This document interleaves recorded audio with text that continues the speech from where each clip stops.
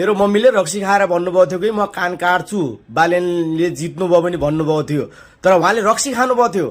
तपाईँहरूले भिडियो हेर्नुहोस्, बनाएर हेर्नुहोस्, फेसबुक सञ्जालमा हालेर भाइरल गरिदिनु भएको छ। अहिले रोडतिर हिँड्न पनि हेर्नुहोस् गाह्रो भइरहेको छ। सब्जी बेच्नुहुन्छ मेरो मम्मीले मन्डीमा, तर सब्जी पनि बेच्न पाउनु भएको छैन। सब दुनियाँ मान्छे आएर हेर्नुहोस् उहाँ भिडियो बनाउँछन् मेरो मम्मीसँग।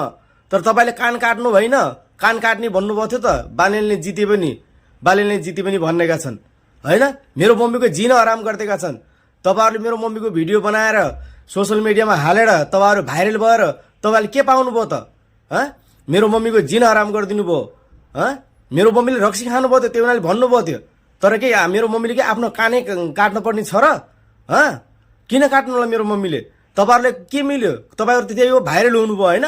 ल ठिकै छ, हो यस्तो भनेर हेर्नुहोस् उहाँ दिदीको हेर्नुहोस् छोराले भन्नुभएको छ है। यो भिडियो कतिको मन पर्यो? तपाईँहरूलाई भिडियोलाई सेयर गरिदिनु होला, लाइक कमेन्ट गरेर के सल्लाह सुझाव दिन नभुल्नु होला।